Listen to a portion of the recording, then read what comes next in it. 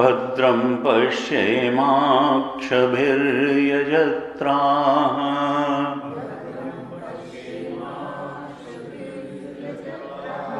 स्थिरैरङ्गैस्तुष्टुवागंसस्तनूभिः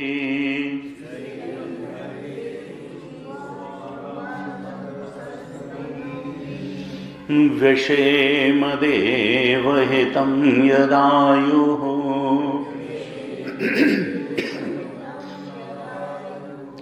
स्वस्ति न इन्द्रो वृद्धश्रवाः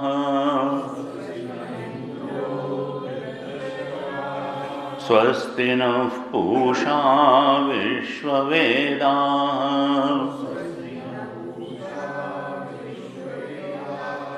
स्वस्ति नस्तार्क्ष्यो अरिष्टनेमिः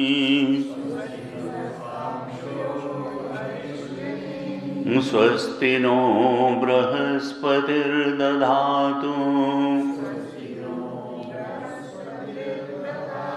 ॐ शान्ति शान्ति शान्तिः।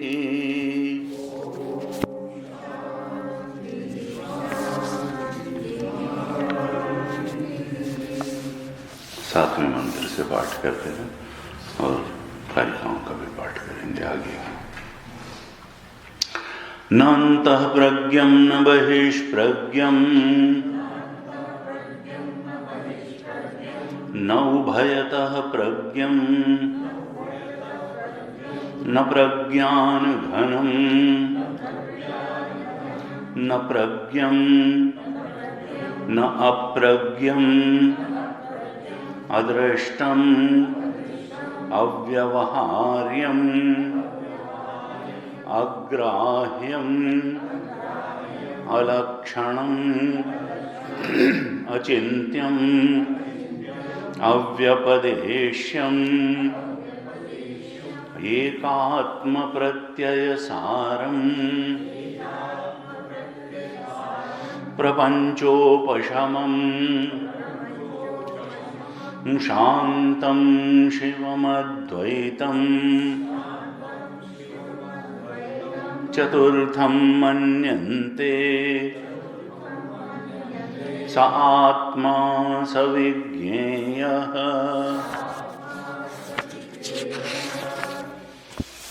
कारिकाओं का पाठ करेंगे। निवृत्तेः सर्वदुःखानां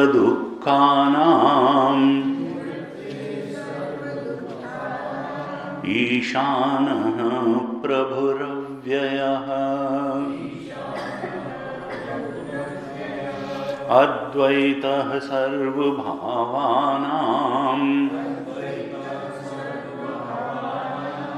देवस्तुर्यो विभुस्मृतः कार्यकारणबद्धौ तौ इष्येते विश्वतैजसौ प्राज्ञः कारणबद्धस्तु द्वौ तौ तुर्येण सिद्ध्यतः नात्मानं न परांश्चैव न सत्यं नापि चानृतम् प्राज्ञः किञ्चन संवेत्ति तुर्यं तत्सर्वदृक् सदा द्वैतस्याग्रहणं तुल्यम् उभयोः प्राज्ञतुर्ययोः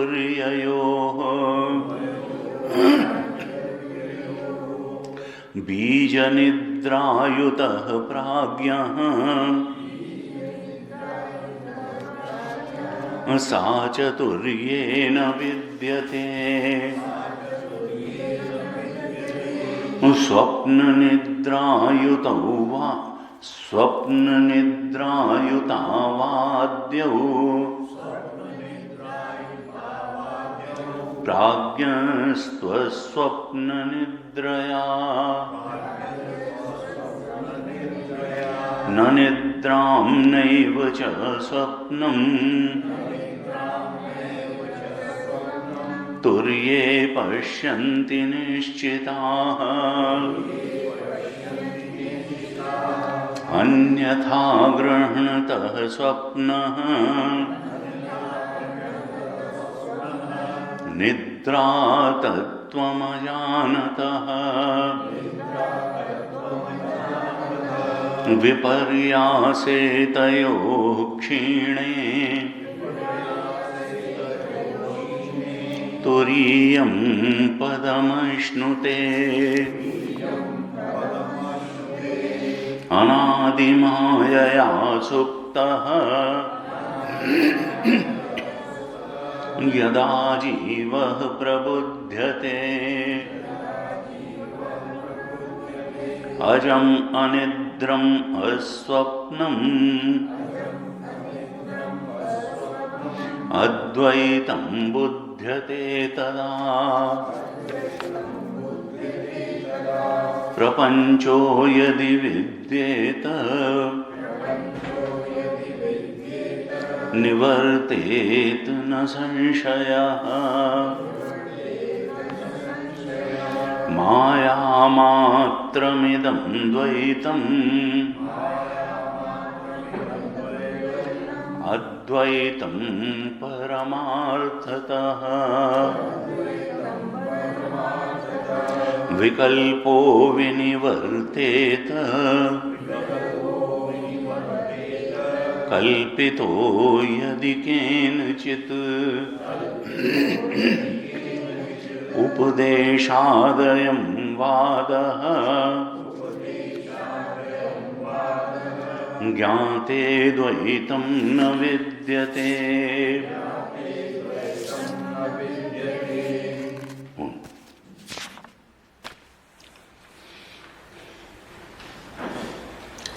सातवें मंत्र में तुरीय के बारे में और उसके परमार्थ सत्य होने के संबंध में श्रुति ने बड़े स्पष्ट रूप से बताया और निषेध मुख से ही बताया। 6 प्रकार की प्रज्ञाएं नहीं हैं। अदृष्टम, अव्यवहार्यम, अलक्षणम, अचिंत्यम, अव्यपदेशम इत्यादि शब्दों से श्रुति माता ने तुरीय का बोध कराने का प्रयास किया।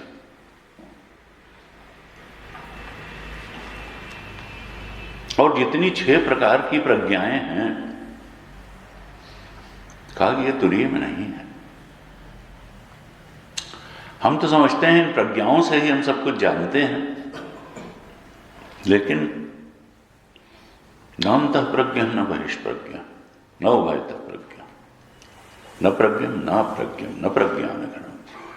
6 की 6 तरीके की प्रज्ञाएं, चाहे स्वप्न की प्रज्ञा हो, चाहे जागृत की प्रज्ञा हो, चाहे सुषुप्ति की प्रज्ञा हो, सब प्रकार की प्रज्ञाओं का तुरीय में होना श्रुति ने नकार दिया। कहा यह मत समझना कि तुम प्रज्ञा से उसको पालोगे। कठोपनिषद में भी बात है, प्रज्ञाने न एनम आपनुयात।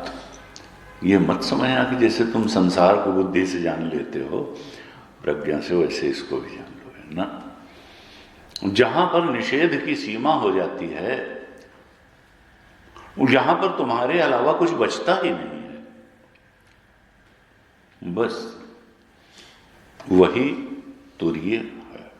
शुद्ध चेतन, और केवल शुद्ध चेतन ही नहीं, उस शुद्ध चेतन का ब्रह्मत्व, एकत्व, अद्वितीयत्व। श्रुति ने कहा वो शांत है, वो शिव है, और कहा अद्वैतम है। अपने मुख से श्रुति ने कहा देखो वही एकमात्र अद्वैत तत्व है, उसके अलावा तत्व तो कुछ नहीं। शायद शांतम शिवम अद्वैतम चतुर्थम मन्यन्ते, उसको चतुर्थ कहा जाता है। भाष्यकार ने लिखा भूतपूर्व गत्या। क्यों? पादत्रय लक्षण्यात्, पादत्रय वैलक्षण्यात्। चूंकि जो प्रतीयमान 3 पाद हैं, 3 पादों को कल हमने चर्चा की थी, भाष्यकार ने भाष्य में कहा प्रतीयमान पादत्रय, जो जागृत स्वप्न सुषुप्ति के 3 पाद हैं वो तो प्रतीयमान हैं, और उनसे ये तुरीय विलक्षण है। तो उनके संदर्भ में ही उनसे विलक्षणता दिखाने के लिए इसको कहा चतुर्थ। वास्तव में तुरीय की स्थिति तो अधिष्ठान की है, और जैसे रस्सी में सर्प, भूछिद्र, दंड आदि की स्थिति होती है, अध्यास की स्थिति होती है, उसी प्रकार से तुरीय पर इन तीनों अवस्थाओं की भी स्थिति है। अधिष्ठान रूप तुरीय है, और ये तीनों अवस्थाएं उस पर अध्यसित हैं, अध्यास रूप हैं, अर्थात हैं नहीं। अविद्या के कारण इन अवस्थाओं की प्रतीति होती है। जब अविद्या की निवृत्ति होगी तो फिर तुरीय के सत्यत्व का बोध हो जाएगा और इन तीनों अवस्थाओं की के मिथ्यात्व या प्रतीयमान होने का बोध हो जाएगा और वही आत्मबोध की, ब्रह्मबोध की स्थिति है, ब्रह्म ज्ञान की स्थिति है, ब्रह्मबोध की, अपने ब्रह्म स्वरूप के बोध की स्थिति है। यही बात जो 7वें मंत्र में श्रुति ने बताई, जिस पर भाष्यकार ने दीर्घ भाष्य लिखा, हमने उस पर चर्चा की, उसी को और खोल करके बताने के लिए 9 कारिकाएं, इस मंत्र पर 9 कारिकाएं 10 से लेकर के 18 तक, जिनका हमने अभी पाठ किया, ये गौड़पादाचार्य जी ने लिखी। ये 9 कारिकाएं लिखी। हम देखते हैं कि इनमें किस प्रकार से गौड़पादाचार्य जी उस तुरीय के बोध की तरफ अग्रसर हुए।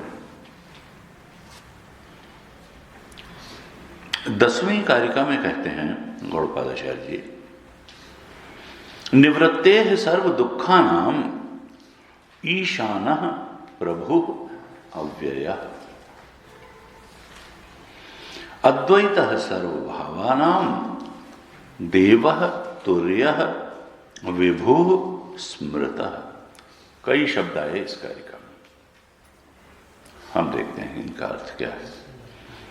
पहली पंक्ति में क्या कहा? निवृत्तेः सर्व दुःखा नाम ईशानः, सारे दुखों की निवृत्ति के लिए, निवृत्तेः सर्व दुःखा नाम, ईशानः माने समर्थ है। ईशान का मतलब जो सामर्थ्य रखता हो, ईशन, जो सारे दुखों की निवृत्ति के लिए समर्थ है, वो कौन है? प्रभु कहा। यहां पर देखिए शब्द दिया प्रभु। प्रभु ही सारे दुखों की निवृत्ति में समर्थ है। और उसका एक विशेषण दिया, वो प्रभु कैसा है? अव्यय। वो तो अव्यय है।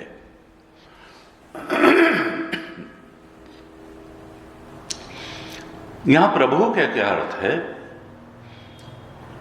देखिए, अभी कारिकाओं में स्वप्न के लिए कुछ नए शब्द देंगे, जागृत के लिए कुछ नए शब्द देंगे, तुरी के लिए भी कुछ नए शब्द देंगे।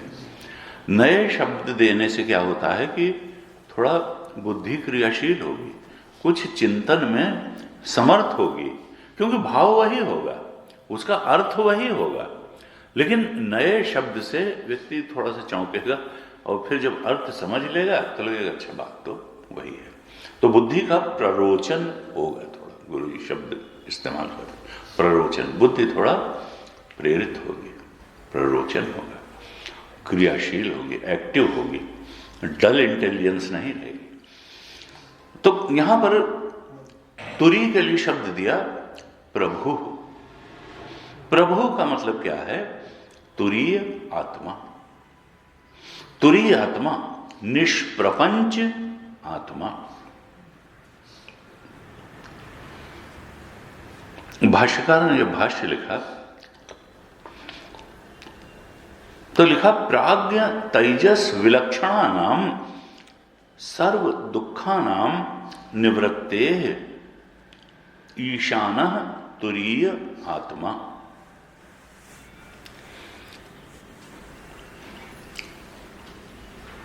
ये पहली कारिका जो है, ये साधक को प्रेरित करने के लिए है कि देखो तुरीय का बोध कितना आवश्यक है जीवन में। तुरीय के बोध की आवश्यकता साधक के मन में बिल्कुल स्पष्ट करने के लिए सबसे ये 10वीं कारिका में तुरीय के प्रभाव का वर्णन किया। ये कोई तुरीय का बोध कोई बेकार की चीज नहीं है, हंसी खेल नहीं है, अनुपयोगी नहीं है। हमने कई बार चर्चा की कि भाई जीवन में हर प्राणी का एकमात्र उद्देश्य है आनंद की प्राप्ति, सर्वोच्च आनंद की प्राप्ति। और अगर जीवन में किसी प्रकार का भी दुख बना हुआ है तो फिर हम आनंद की स्थिति तो नहीं कहते, वो तो आनंद का विरोधी है, सुख का विरोधी है। इसलिए और वेदांत क्या कहता है कि देखो आनंद तो तुम्हारा स्वरूप ही है, केवल दुख की निवृत्ति होनी है। अज्ञान के कारण तुम जहां जहां फंसे हुए हो और तुम समझते हो कि वहां वहां तुमको सुख मिल जाता है, असल में वही दुख का कारण है। और इस दुख की निवृत्ति कैसे होगी?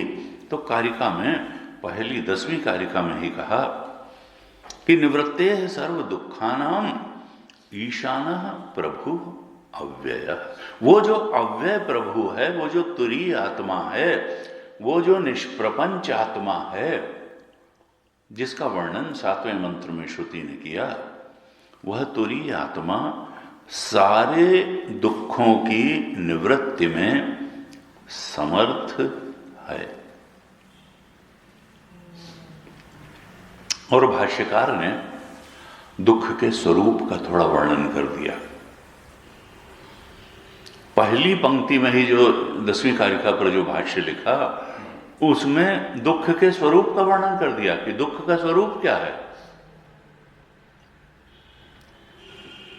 कहा प्राज्ञ तेजस विश्व लक्षणानाम सर्व दुखानाम। ये जो प्राज्ञ तेजस और विश्व जो लक्षण सहित बताया है श्रुति ने, ये दुख रूप है। सर्व दुख इन्हीं की वजह से हैं। ये जो जागृत स्वप्न और सुषुप्ति अवस्था है, ये दुख का कारण है। ये सर्व दुखा नाम लक्षणा नाम, प्राज्ञ तेजस विश्व लक्षणा नाम सर्व दुखा नाम। ये जो प्राज्ञ तेजस और विश्व के लक्षण वाले सर्व दुख हैं, इनकी निवृत्ति में तुरीय समर्थ है, तुरीय आत्मा ही समर्थ है। क्या कहना चाहते हैं कि ये जो देह धारण है, यही दुख है। ये जो जीवत्व है, यही दुख है। ये ब्रह्म होते हुए जो हम जीव बने हुए घूम रहे हैं, और कभी जागृत में जाते हैं, कभी स्वप्न में, सुषुप्ति में। जब तक जीव हैं तब तक तो इनमें जाएंगे। तो जीवत्व ही दुख है, ये देह धारण दुख है। और अपने अपने ढंग से सारे संतों ने ये बात कही। नानक देव जी ने कहा, नानक दुखिया सब संसार। अर्थात जब जीव बन करके आ गए, देह में आ गए, और न जाने कब से देह धारण कर रहे हैं और कब तक करते रहेंगे। जब तक ये संसरण नहीं समाप्त होगा, ये दुख की निवृत्ति कैसे होगी? और ये समाप्त कब होगा? तुरीय के बोध से ही समाप्त होगा, और कोई उपाय नहीं। इसलिए भक्तों ने कहा, जाऊं कहां तज शरण तिहारी। प्रभु, मैं जो एकमात्र सत्य है, राम जी, तुम्हारी शरण छोड़ करके मैं कहां जाऊं?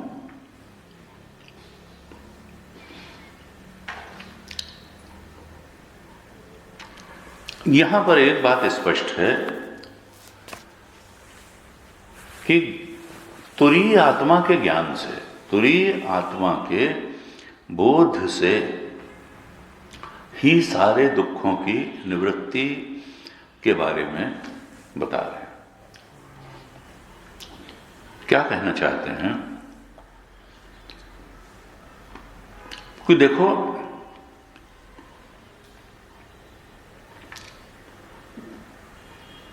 उपासना से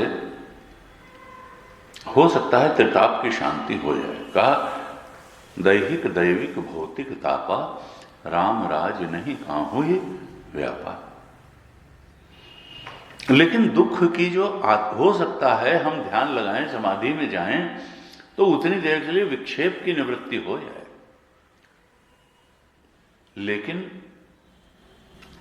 सर्व दुखानाम निवृत्ते है, ये तो तुरीय के बोध से ही होगा। जब तक हम विकल्पों में प्रवेश करने वाली आत्मा बने बैठे रहेंगे, जब तक हम कभी जागृत में जाने वाला चेतन बन के बैठेंगे, जागृत की उपाधि से उपहित चेतन बने बैठेंगे, कभी स्वप्न की उपाधि से उपहित चेतन बनेंगे, कभी सुषुप्ति की उपाधि से उपहित चेतन बनेंगे, तब तक ये निवृत्ते सर्व दुखा नाम का लक्ष्य प्राप्त होना संभव ही नहीं।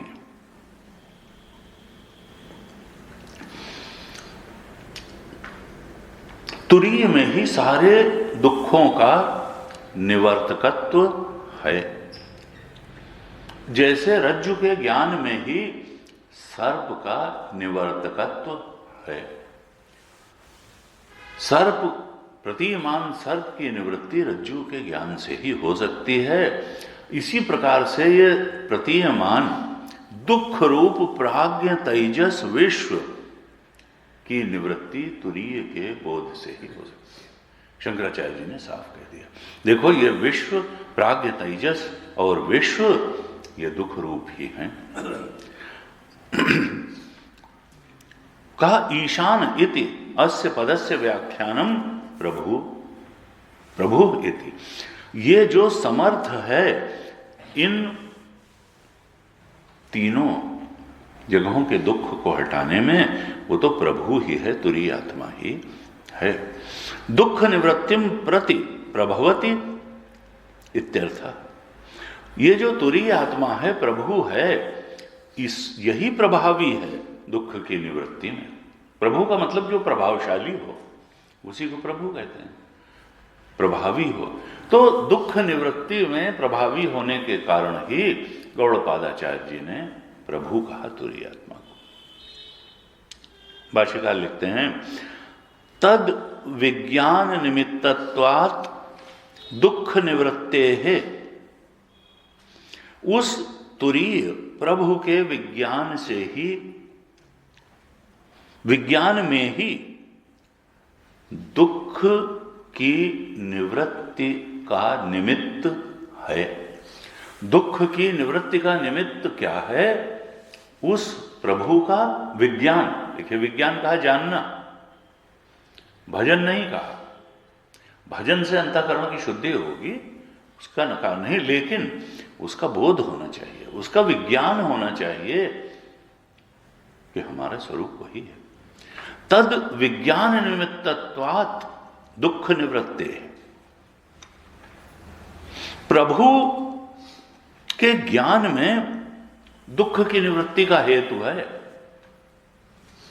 यहां एक बात ध्यान देने की है, हम शक्ति में बहुत विश्वास करते हैं, यहां ज्ञान की बात कही गई है। यह नहीं कहा कि प्रभु इतने शक्तिमान हैं, प्रभु की शक्ति में दुख की निवृत्ति का हेतु नहीं कहा, प्रभु के विज्ञान में दुख की निवृत्ति का हेतु कहा।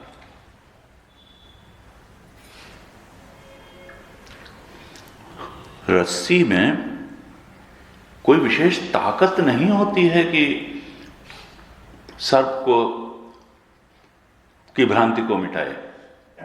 रस्सी का ज्ञान ही सर्प की भ्रांति को मिटाने के लिए पर्याप्त है। किसी विशेष क्रिया शक्ति की वहां आवश्यकता नहीं है, ज्ञान द्वारा ही भ्रम की निवृत्ति हो जाती है। इसलिए हम लोग कहते हैं, गुरु को करते हुए ज्ञान शक्ति समारूढ़ तत्वमाला विभूषिता। ज्ञान की शक्ति पर ही आरूढ़ होने की कोई क्रिया शक्ति बहुत नहीं चाहिए वहां। उस बोध के लिए ज्ञान की शक्ति चाहिए, विज्ञान होना चाहिए। और उस ज्ञान स्वरूप तक पहुंचने के लिए वो ज्ञान शक्ति आएगी कहां से, आगे भी बताने वाले हैं कैसे होगी, हम लोग जानते भी हैं।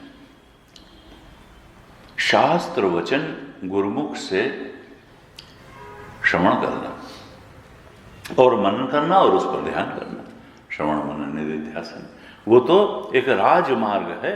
आत्मा वारे द्रष्टव्य, श्रोतव्य, मंतव्य, निधिध्यासितव्य, यही उस बोध में प्रतिष्ठित होने का उपाय है।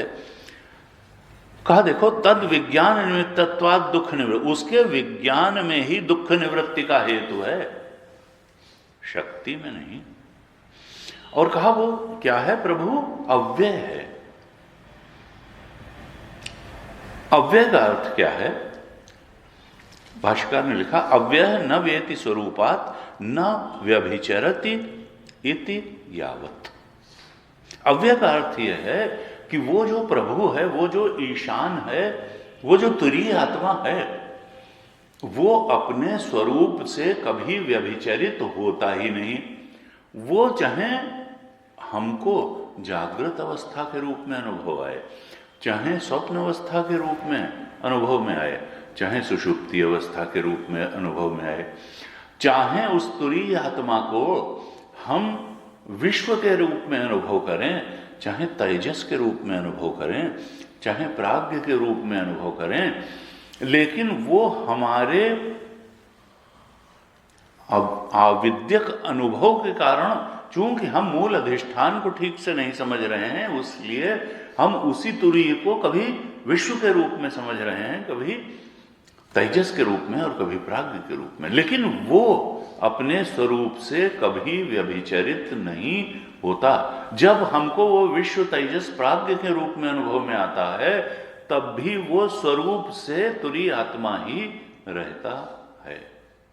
रज्जू न कभी सांप बनी, न कभी माला बनी, न कभी भूछिद्र बनी, न कभी डंडा बनी, न जलधारा बनी, वो तो रज्जू ही है। अविद्या के कारण, भ्रांति के कारण वो अलग अलग प्रकार से अज्ञानी की दृष्टि में प्रतीत हो सकती है, हो नहीं जाएगी। कहा वो तो तुरीय आत्मा, वो प्रभु, वो तो अपने स्वरूप से कभी व्यभिचरित होता ही नहीं है, और इसलिए कहा वो अव्यय है। स्वरूप से अव्यय है, प्रभु जो है अव्यय है। और जब व्यभिचरित नहीं होता है, अव्यय है, वो तो जैसा का तैसा बना रहता है। कहा अद्वैतः सर्वभावानां, तब कहा वो सारे ही पदार्थों में अद्वैत है। भाव का मतलब क्या होता है, पदार्थ। सारे ही पदार्थों में वो है और वही वही है। सांप की कोई ऐसा हिस्सा नहीं है जहां रस्सी ना हो, अगर रस्सी नहीं होगी तो सांप की प्रतीति भी वहां नहीं होगी। तो सारे ही पदार्थों में सर्वभावानाम अद्वैतः, वो सारे पदार्थों में गया हुआ है। 10वीं कारिका में क्या बता रहे हैं, निवृत्ते सर्व दुखानाम ईशानः प्रभुरव्ययः अद्वैतः सर्वभावानाम। सारे ही पदार्थों में वो गया हुआ है और वास्तव में अधिष्ठान रूप से वही है, तत्विक दृष्टि से वही है। हमको अगर वो किसी और रूप में अनुभव में आ रहा है तो तत्व तो वही है। रज्जु सर्पवत, वो सारे ही पदार्थों में गया हुआ है और वही गया हुआ है, अद्वैत है।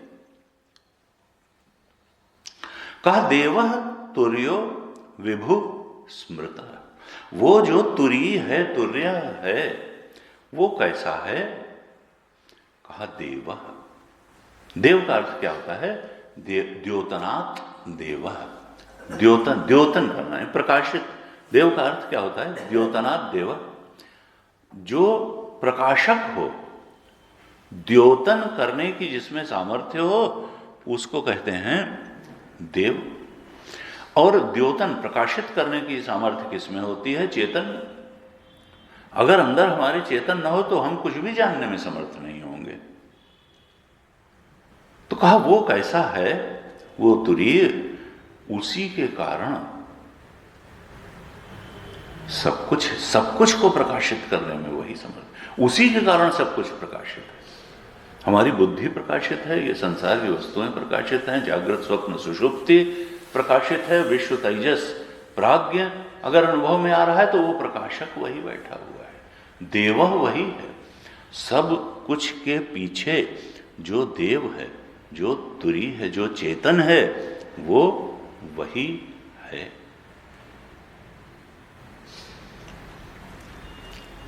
और कहा वो चतुर्थ है। तुरी का अर्थ तो हम पहले ही कर चुके हैं, तुर्य।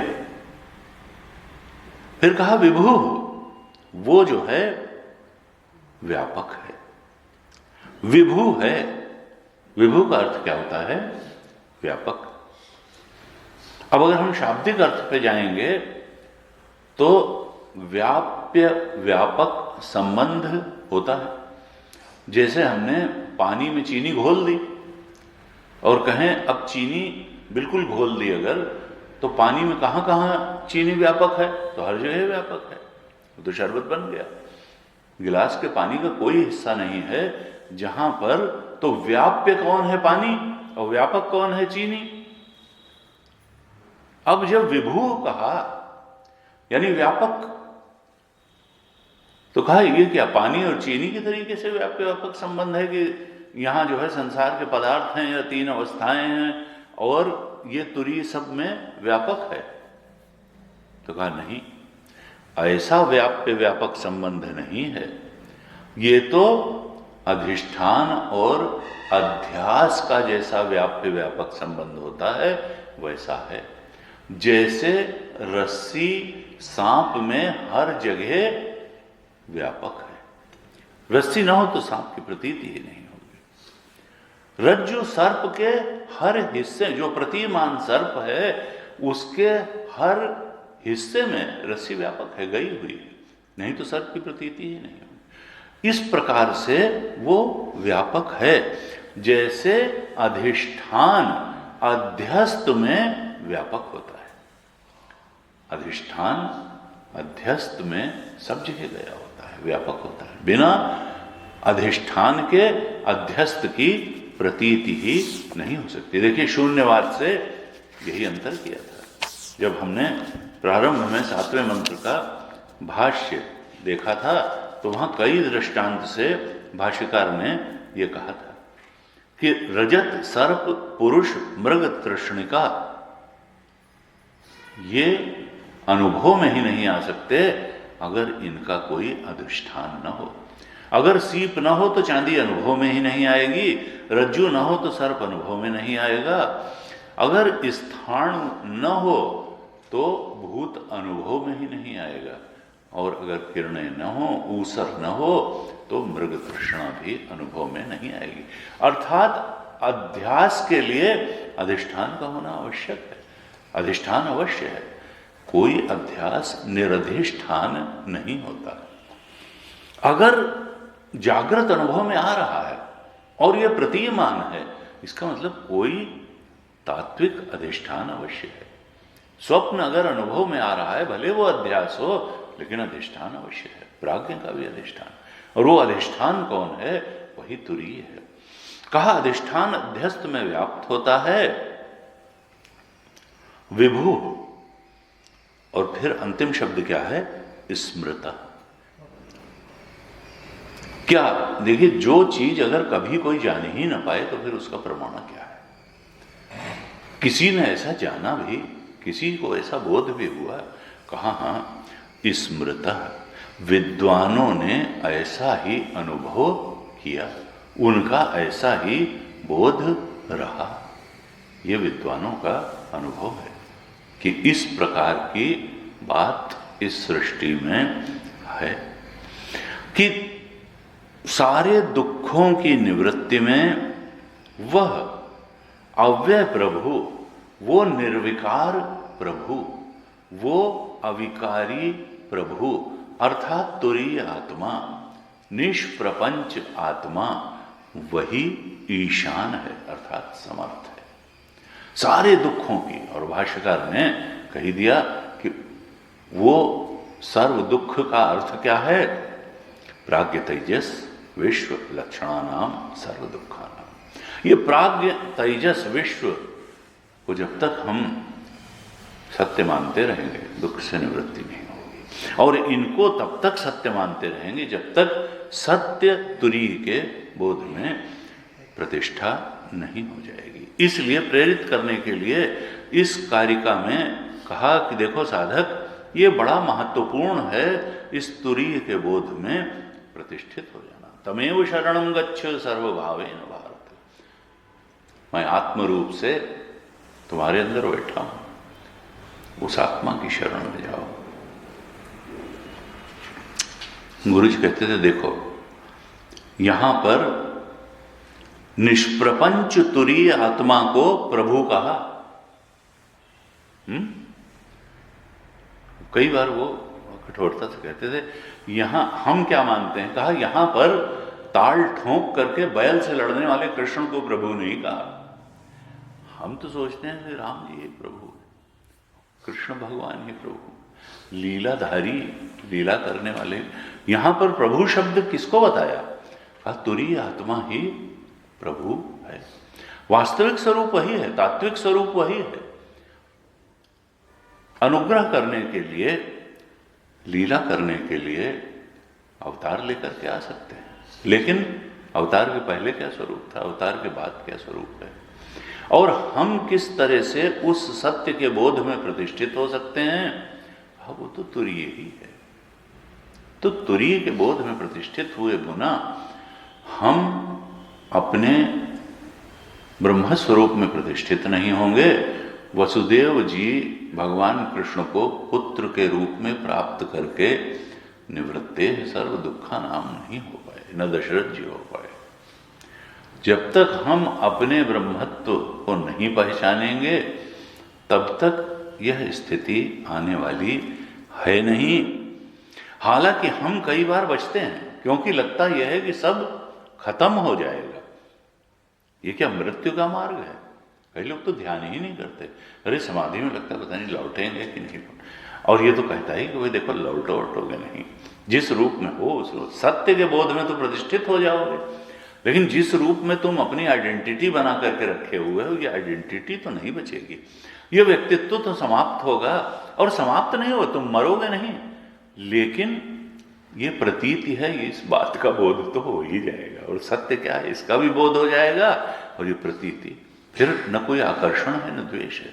देखिए अज्ञान नष्ट होते ही अहंकार भी नष्ट होगा, और फिर राग भी नष्ट होगा, और द्वेष भी नष्ट होगा, और विनिवेश भी होगा। एक दिन ये शरीर सूखे पत्ते की तरह झड़ जाएगा, लेकिन आपको कष्ट नहीं होगा, और फिर पुनर्जन्म की तो कोई बात ही नहीं है,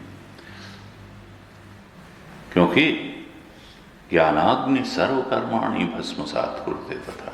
प्रारब्ध जब संचित कर्म ही नष्ट हो गए तो अगले शरीर का प्रश्न क्या है। अब तो उस सत्य स्वरूप के बोध में स्थिति हो गई अगर, तो कई बार कहा कि देखो जीवन मुक्ति का विलक्षण सुख तुमको अभी और यहीं से प्राप्त होना शुरू हो जाएगा, और फिर अनंत काल के लिए वो होगा, वो तो जाने वाला है नहीं। कहा देखो जैसे रज्जु में ही सर्प का निवर्तकत्व है, ऐसे ही इस तुरीय आत्मा में ही इस प्राज्ञ तेजस और विश्व जो सर्प स्थानी हैं, इनका निवर्तकत्व है। का नहीं, वो तो भाई ऐसा है कि वो व्यावहारिक रूप से जो है आवश्यकता तो पड़ती है।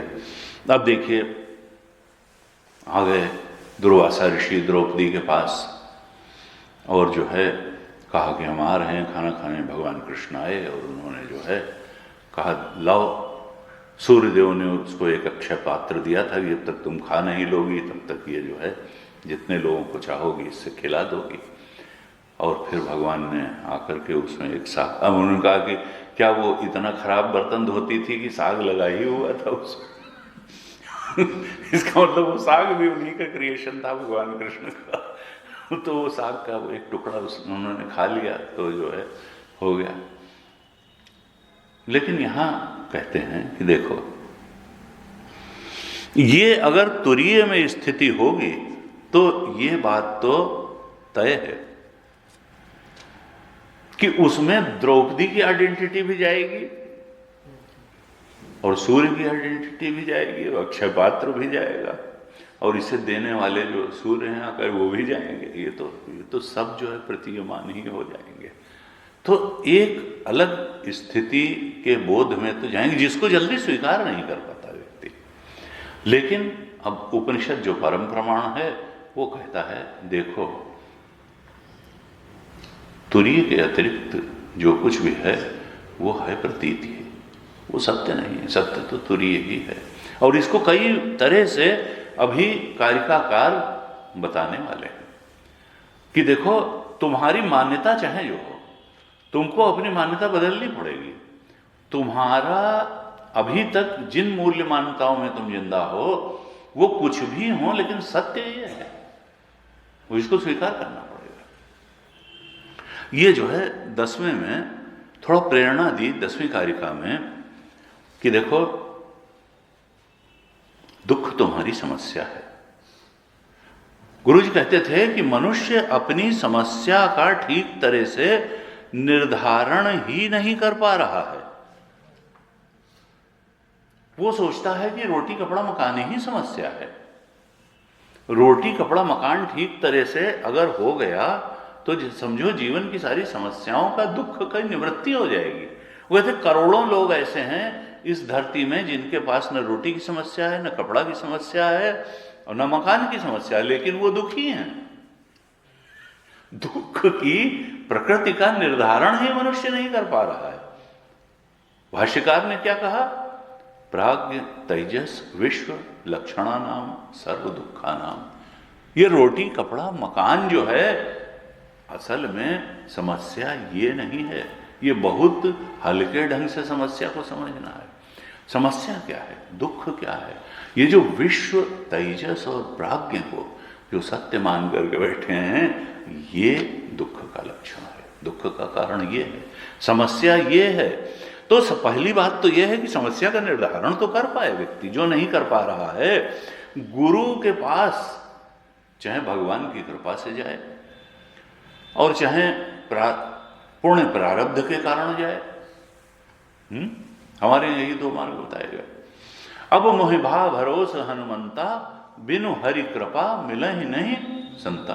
हो सकता है भाई भगवत कृपा हो तो सदगुरु के पास व्यक्ति चला जाए। और फिर कहा पुण्य पुंज बिनु मिलहि न संता,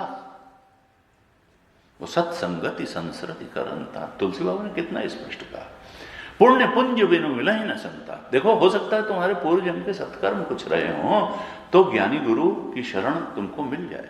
कोई संत ऐसे मिल जाए जो समस्या भी बता दें और समाधान भी बता दें। पुण्य पुंज बिनु मिलहि न। लेकिन अगर मिल गए तो सत्संगति संसरति करंता, जिसको तुम अभी तुम्हारे संसरण का अंत हो जाएगा। पुनर्पि जो जन्म मरण है इसका अंत हो जाएगा। ये जो तुम प्रतीति को सत्य मान करके बैठे हुए हो वो बता देंगे कि सत्य क्या है और प्रतीति क्या है। कहा देखो, सर्व दुख का लक्षण विश्व तेजस प्राज्ञ है और जीव ही जाता है, अर्थात जीवत्व ही सर्व दुख का लक्षण है। और देखो, चेतन का प्रज्ञा रूप होना यानी दुख का लक्षण है, जिसको हम बहिष्प्रज्ञ, अंतः प्रज्ञा और ये और वो, तो आई एम वेरी इंटेलिजेंट, ये बुद्धि प्रज्ञा जो है वो दुख का, क्योंकि इनमें प्रज्ञाएं तो बहुत 6 तरीके की प्रज्ञा बताई। और तुर्य कौन है? वो देव ही तुरीय है जो सर्व दुखों की निवृत्ति में समर्थ है। तो क्या कहना चाहे? देखो, समस्या को समझ लो और समाधान को भी समझ लो और तब उस सत्य की तरफ बढ़ जाओ। अब थोड़ा एक्सप्लेन करते हैं। अभी इसमें तो एक प्रेरणा दी कि तुरीय का बोध क्यों महत्वपूर्ण है। फिर 11वीं कारिका में क्या कहते हैं? कार्य कारण बद्धौ तौ इष्यते विश्व तेजसो प्राज्ञ कारण बद्धस्तु द्वौ तौ तुर्ये न सिद्ध्यता। यहां पर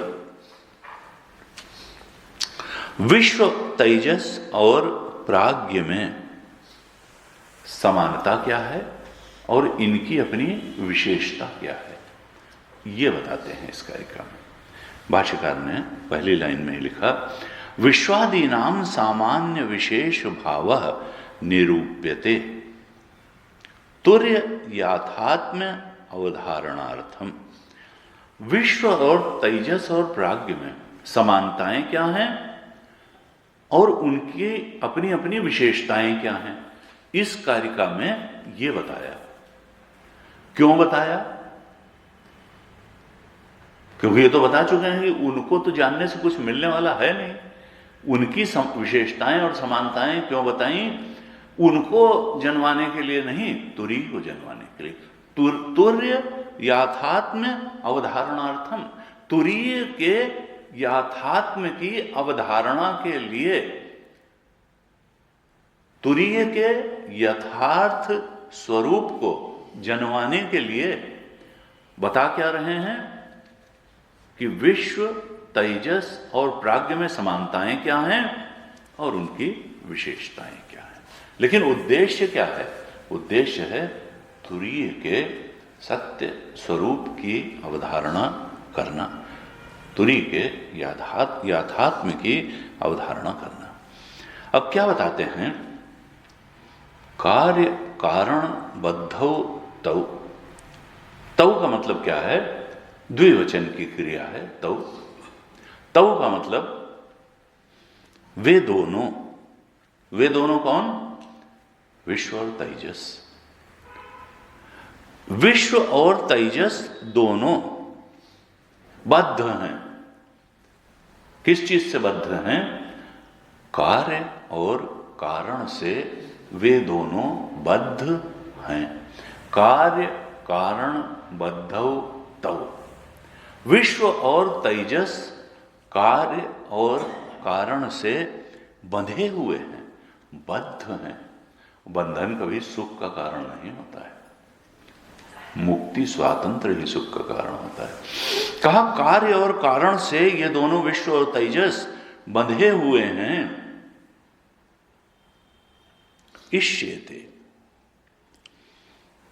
ऐसा देखा जाता है, विद्वानों ने ऐसा जाना, ऐसा देखा कि जो विश्व तेजस हैं ये कार्य और कारण से बंधे हुए हैं। फिर क्या कहते हैं दूसरी लाइन में? प्राज्ञ कारणबद्धस्तु, लेकिन इसके विपरीत जो प्राज्ञ है वो कारण से ही बद्ध है। क्या अर्थ है? कि वो कार्य से बद्ध नहीं है। प्राज्ञ जो है, प्राज्ञ कारणबद्धस्तु, विश्व और तेजस तो कार्य और कारण दोनों से बद्ध हैं, लेकिन जो प्राज्ञ है वो तो कारण से ही बद्ध है।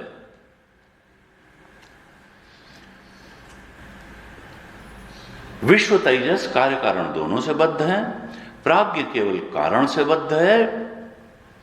लेकिन द्वौ तौ तुर्ये न सिद्ध्यता, जो तुरीय है वो न कार्य से बद्ध है न कारण से बद्ध है।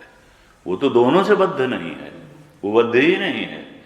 द्वौ तौ तुर्ये न सिद्ध्यता, तुरीय में न कार्य है न कारण है, इसलिए तुरीय इन तीनों से विलक्षण है। न वो कार्य से बद्ध है न वो कारण से बद्ध है। प्राज्ञ केवल कारण से बद्ध है, विश्व और तेजस कार्य और कारण दोनों से बद्ध हैं, लेकिन तुरीय न कार्य से बद्ध है न कारण से बद्ध है। ये उसमें विलक्षणता है इन तीनों के संदर्भ में। अब भाष्यकार ने भाष्य लिखा, कहते हैं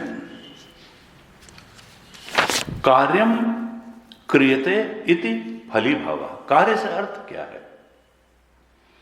कहा कार्य का अर्थ है फल भाव, कार्य का अर्थ है फल भाव, और कारणम करोति इति बीज भाव है, और कारण का अर्थ है बीज भाव।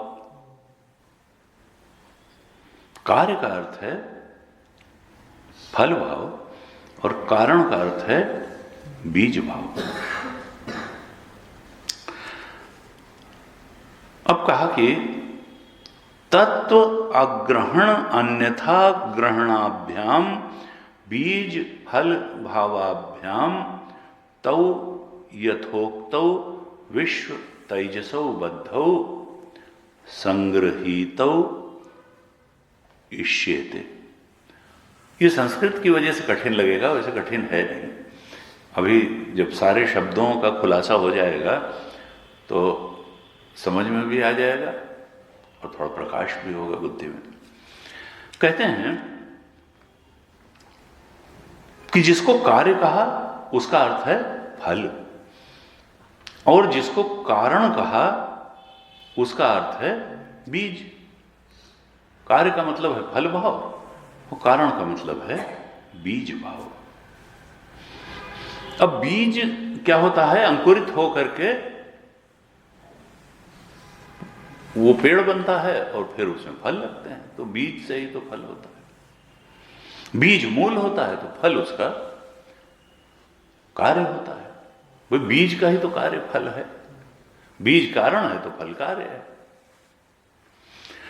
कहा यहां पर क्या है, तीन अवस्थाओं के संदर्भ में यह बात कही कि विश्व और तेजस कार्य और कारण दोनों से बद्ध है, और प्राज्ञ केवल कारण से बद्ध है। इसका मतलब क्या हुआ? अब हम अगर कार्य कारण की जगह बीज और फल ले लें तो विश्व और तेजस बीज भाव और फल भाव दोनों से बद्ध हैं, जबकि प्राज्ञ केवल बीज भाव से ही बद्ध है। और तुरीय न फल भाव है उसमें न बीज भाव है, दोनों से बद्ध नहीं, न फल भाव है न बीज भाव है। विश्व और तेजस जागृत और स्वप्न में फल और बीज भाव दोनों है, प्राज्ञ में केवल बीज भाव है और तुरीय में न बीज भाव न फल भाव। अब भाष्यकार आगे लिखते हैं कि ये बीज और फल भाव का मतलब क्या है।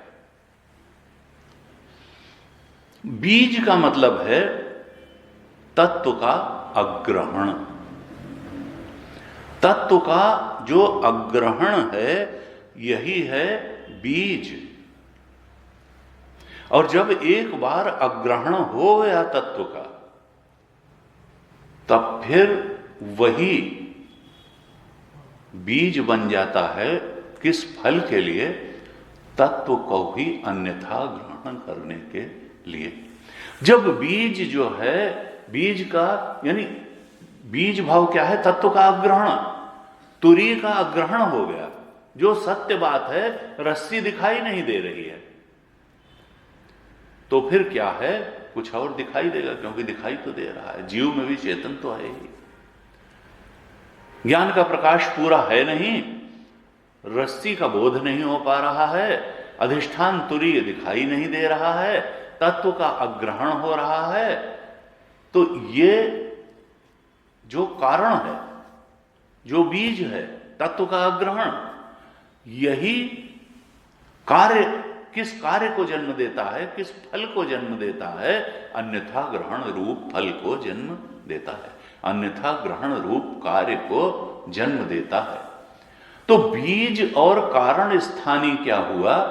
तत्व का अग्रहण, तुरीय का बोध न होना। और फिर इसने कार्य रूप और फल रूप तत्व के अन्यथा ग्रहण को जन्म दिया। कार्य और फल रूप क्या हुआ? अन्यथा ग्रहण। अन्यथा ग्रहण, कार्य और कारण दोनों से बद्ध कौन है? विश्व और तेजस। और केवल कारण से बद्ध है प्राज्ञ, और तुरीय में दोनों नहीं है। तुरीय तो तत्व रूप ही है, वहां कहां तत्व का ग्रहण? और वहां कहां तत्व का अन्यथा ग्रहण? प्राज्ञ में क्या है, तत्व का अग्रहण होता है, लेकिन वृत्ति ही नहीं होती, तो अन्यथा ग्रहण कहां से होगा? तो प्राज्ञ में केवल तत्व का अग्रहण होता है, लेकिन विश्व और तेजस में क्या होता है? वृत्ति है। तो वही तुरीय, चूंकि तत्व का तुरीय को तुरीय रूप से जान नहीं रहे हैं, तो फिर अन्यथा ग्रहण होता है। वही स्वप्न की सृष्टि के रूप में अनुभव में आता है, और वही जागृत की सृष्टि के रूप में अनुभव में आ जाता है। यही कार्य है। यानी जागृत की सृष्टि क्या है? उसी तुरीय तत्व का अन्यथा ग्रहण है, अन्य रूप से ग्रहण है। और स्वप्न की सृष्टि भी उसी तुरीय का अन्यथा रूप से ग्रहण है। और इसके मूल में क्या है, इसका कारण क्या है, इसका बीज क्या है? तत्व का ग्रहण। चूंकि तत्व का ग्रहण नहीं हो रहा है, इसलिए फिर अन्यथा ग्रहण हो रहा है। तो स्वप्न में तत्व का अग्रहण भी है और अन्यथा ग्रहण भी है। जागृत में भी स्वप्न का अग्रहण भी है, जागृत में भी तत्व का अग्रहण भी है और अन्यथा ग्रहण भी है।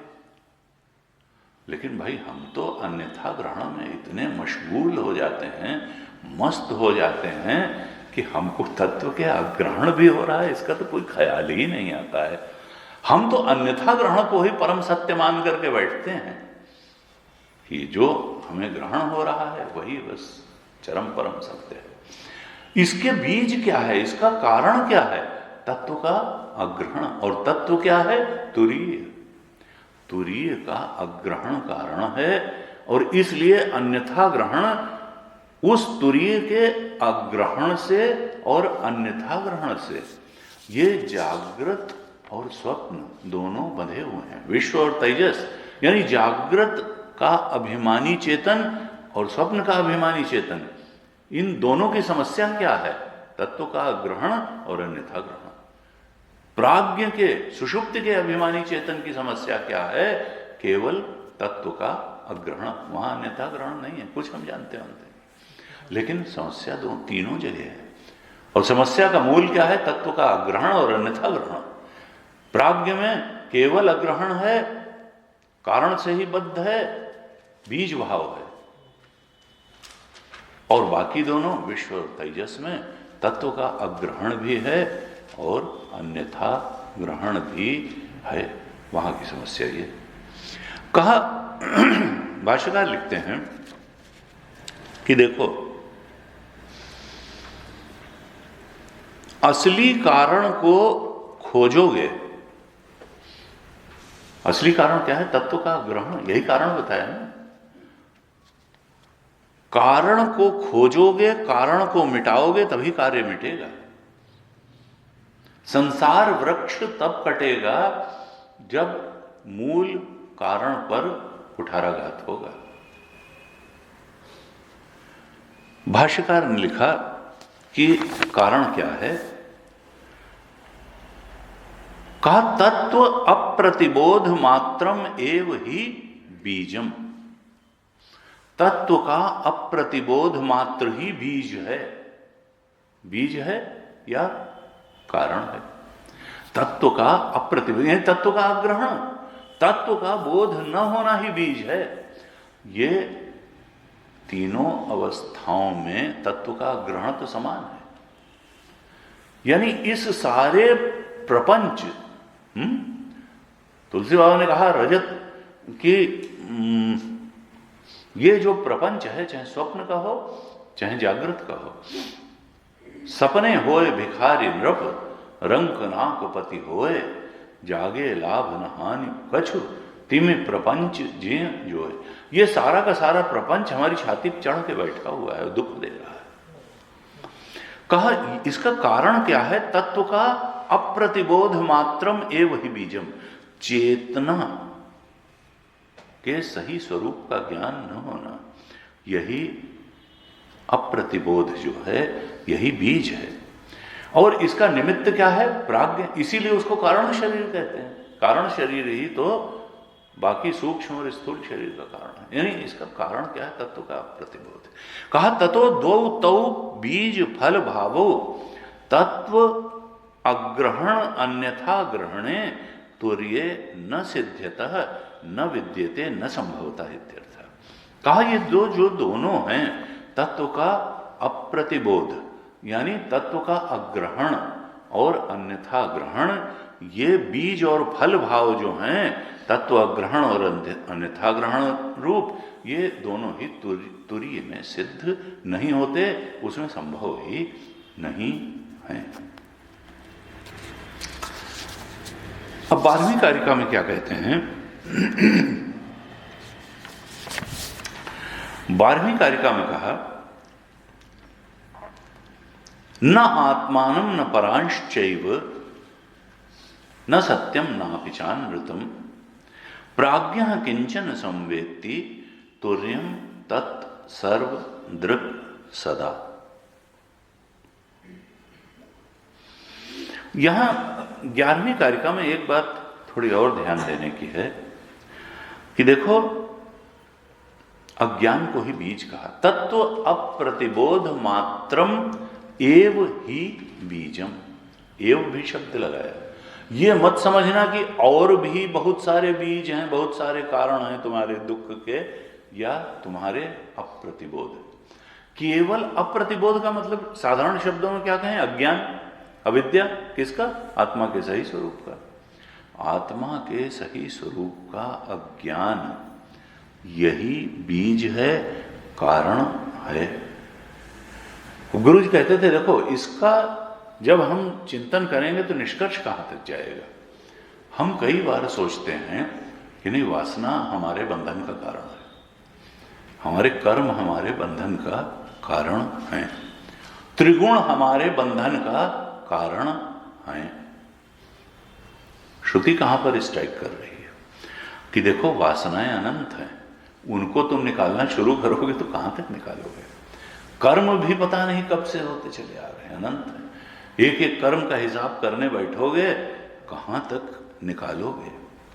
त्रिगुण ने पकड़ रखा है। क्या त्रिगुण बीज है? क्या त्रिगुण बंधन का कारण है? मांडुक्य क्या कह रहा है कि नहीं, तत्व अप्रतिबोध मात्रमेव ही बीजम, तत्व का अप्रतिबोध मात्र ही कारण है। ये अज्ञान, तत्व का अज्ञान ही कारण है। अगर यहां मूले कुठारा गाता कर दिया तो फिर कर्म में भी बांधने की शक्ति नहीं रहेगी, वासना में भी बांधने की शक्ति नहीं रहेगी, और त्रिगुण में भी बांधने की शक्ति नहीं रहेगी। ये सब ऑफशूट्स हैं बंधन के, ये मूल कारण नहीं है। बंधन का जो मूल कारण है वो तत्व का अप्रतिबोध ही है। ये वासना, कर्म और त्रिगुण ये मूल कारण नहीं है बंधन के। गीता जी में कहा, दूसरा या तीसरा श्लोक है 15वें अध्याय का, अधश्च ऊर्ध्वं प्रसतास्तस्य शाखा गुण प्रवृद्धा विषय प्रवालाः अधश्च मूलानि अनुसंततानि कर्मानुबंधीनि मनुष्य लोके। वहां का देखो, ये जो संसार वृक्ष है, इसकी शाखाएं नीचे ऊपर फैली हुई है। ये नीचे ऊपर फैली, कभी देव योनि, कभी मनुष्य योनि, कभी पशु योनि। अधश्च ऊर्ध्वं प्रसतास, ये संसार वृक्ष की शाखाएं फैली हुई हैं।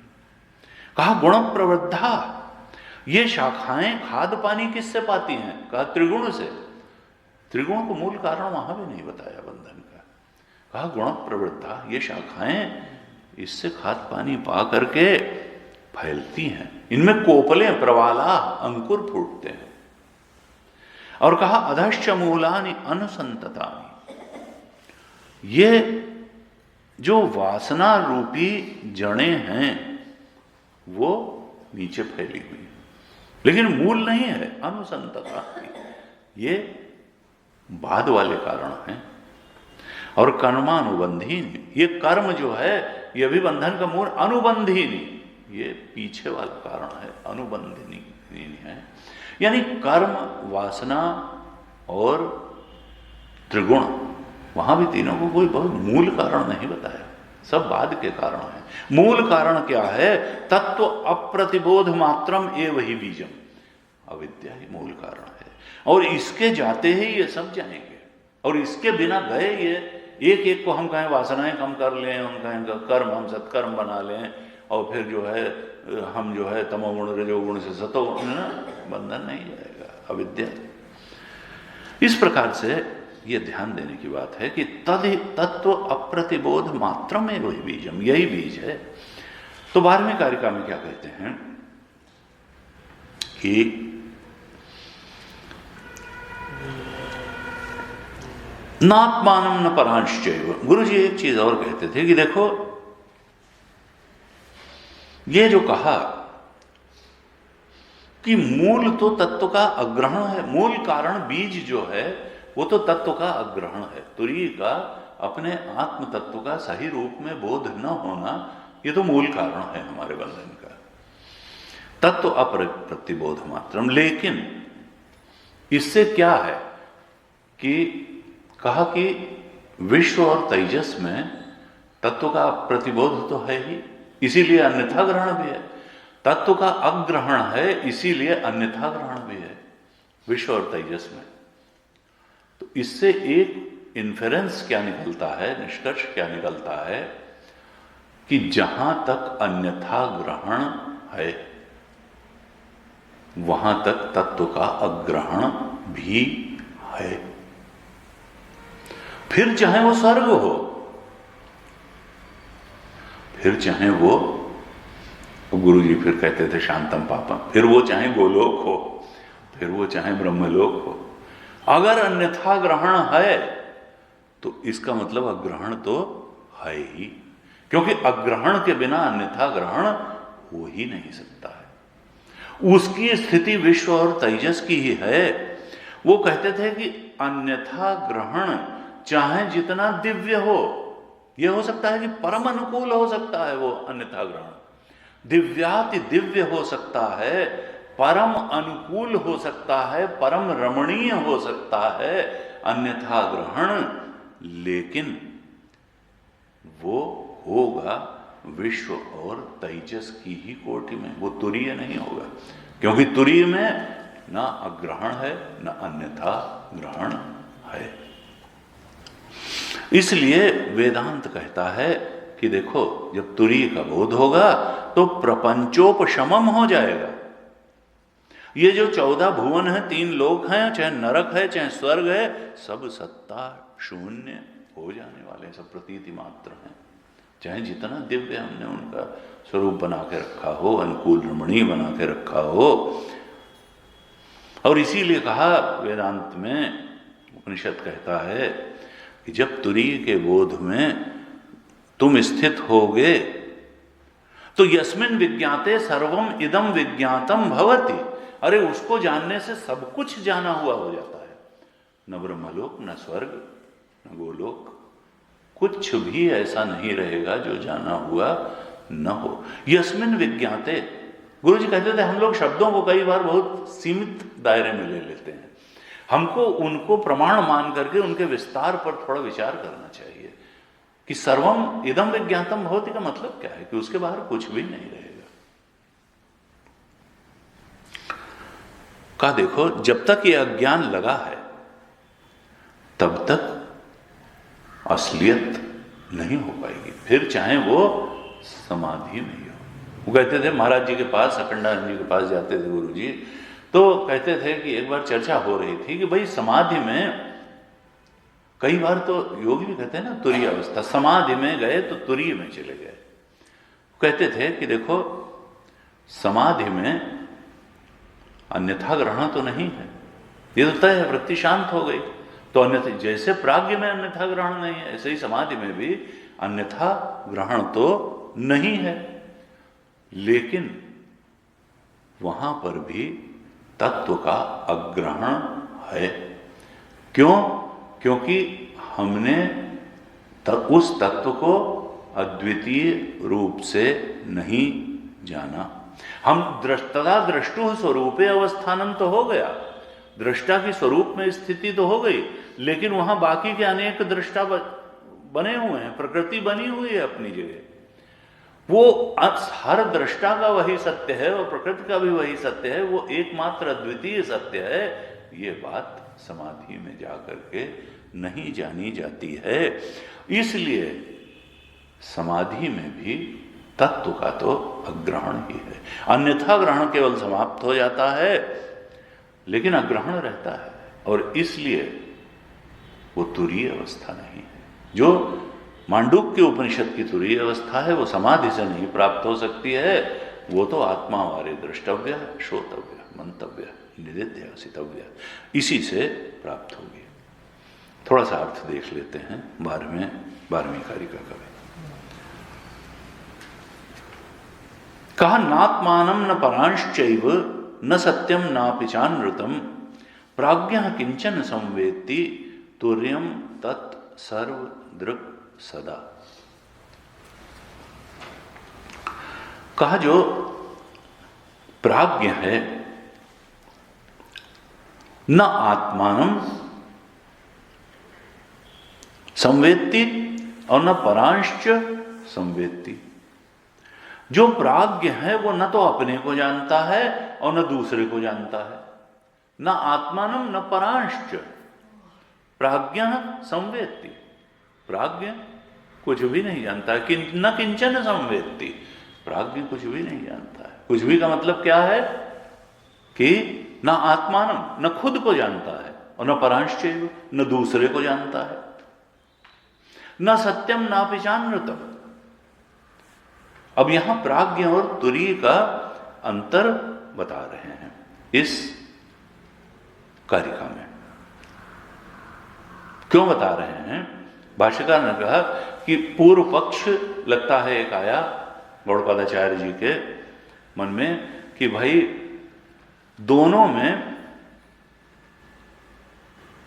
अन्यथा का ग्रहण नहीं होता। प्राज्ञ में भी अन्यथा ग्रहण नहीं है और तुरीय में भी अन्यथा ग्रहण नहीं है। तो उसको तुरीय को भी प्राज्ञ क्यों नहीं कहते हो? अगर ऐसा प्रश्न ना आ जाए तो इसका उत्तर देते हुए कहते हैं कि प्राज्ञ देखो ना अपने को जानता है, न दूसरे को जानता है, न सत्यम नापि चानृतम। न तो वो, यहां सत्य का अर्थ परम सत्य नहीं है बल्कि व्यावहारिक सत्य है। वो न तो व्यावहारिक सत्य अर्थात रज्जु, न तो रस्सी को जानता है और न अनृतम अर्थात जो झूठा है, मृषा है, अनृत है अर्थात प्रतीयमान सर्प, वो न तो रस्सी को जानता है, न सांप को जानता है, न आकाश को जानता है, न नीलिमा को जानता है, न तो व्यावहारिक सत्य को जानता है, न व्यावहारिक झूठ को जानता है। वो कुछ जानता ही नहीं प्राज्ञ। न अपने को जानता है, न दूसरे को जानता है, न व्यावहारिक सत्य को जानता है, न व्यावहारिक झूठ को जानता है। ये चारों को वो नहीं जानता है। लेकिन तुरीय की स्थिति क्या है? तुर्यम तत् सर्व दृक् सदा। क्या तुरीय भी नहीं जानता है? कहा नहीं। तुरीय जो है वो तो सर्व दृक् सदा है। वो तो हमेशा हर चीज का दृष्टा है। हम इस पर अगली कक्षा में विचार करेंगे। कहा वो 3 विशेषण इस कारिका में तुरीय के दे दिए, सर्व, दृक् और सदा। ये जो सर्व है, सर्व तुरीय ही बना हुआ है। सर्व के रूप में जो भी अनुभव में आ रहा है वो तुरीय ही है। तुरीय ही सर्व है। और जो दृष्टा है वो भी तुरीय है। जानने वाला तत्व तो तुरीय ही है। सर्व भी तुरीय है, दृक् भी तुरीय है। और क्या खाली सृष्टि काल में ऐसा है? कहा नहीं, प्रलय काल और सृष्टि काल सब जो है आभास कोटि में है। ये तो सदा ही सर्वदृक् है। इसने मिटना भी देखा, प्रलय का भी ये दृष्टा है और सृष्टि का भी दृष्टा है। इसके कंपैरिजन में सब कुछ आभासी सत्ता है। ये तो कैसा है? सर्व दृक् सदा। ये सर्व का भी अधिष्ठान है और तुम्हारे दृष्टा स्वरूप का भी अधिष्ठान है, दृक् का भी अधिष्ठान है, ये सर्वाधिष्ठान है, ये सर्व का, ये जगत का भी अधिष्ठान है, ये जीव का भी अधिष्ठान है, चेतन का भी स्वरूप यही है और सर्व का स्वरूप भी यही है। और ऐसा सदा है, तुरीय के अलावा कुछ नहीं है। प्रलय सृष्टि दोनों में यही अधिष्ठान है, सर्व का अधिष्ठान यही है और दृक् का भी अधिष्ठान यही चेतन, यही तुरीय है। इस प्रकार से ये 12वीं कारिका में कहा। आगे इसको और बताएंगे खोल खोल करके कि भाई किस प्रकार से ये तीनों जो स्थान हैं, तीनों जो आत्माएं हैं, ये तो आभासी सत्ता इनकी है, प्रातीतिक सत्ता है, और अधिष्ठान रूप में जो वास्तविक सत्ता है, जो सत्य है, वो तो तुरीय है। इसको आगे कारिकाओं में बताने वाले। आज